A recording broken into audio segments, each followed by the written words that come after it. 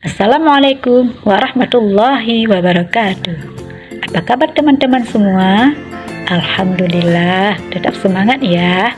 Nah, pada kesempatan hari ini bertemu lagi dengan Bunda Rashidah dalam materi mengenal ciptaan Allah dan karya manusia. Nah, Allah adalah Al-Khalid yang artinya Maha Pencipta. Allah yang menciptakan apa saja yang ada di langit dan apa saja yang ada di bumi. Teman-teman, tahu tidak apa saja ciptaan Allah itu? Iya, ciptaan Allah itu seperti bulan, bintang, matahari, gunung, laut, hewan, tumbuh-tumbuhan, dan masih banyak lagi. Itu merupakan semua ciptaan Allah.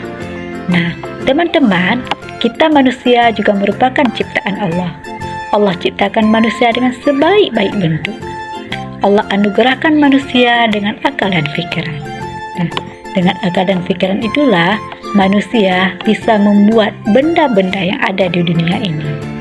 Teman-teman tahu tidak apa saja benda yang dibuat oleh manusia? Iya, benar.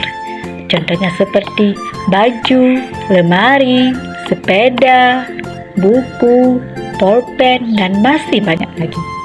Nah, itu merupakan semua karya manusia. Nah, sampai di sini teman-teman sudah paham kan? Yang mana ciptaan Allah dan yang mana ciptaan manusia.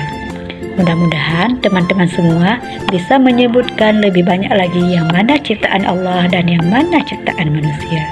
Alhamdulillah, pembelajaran untuk hari ini Bunda cukupi sekian dulu ya. Terima kasih. Assalamualaikum warahmatullahi wabarakatuh.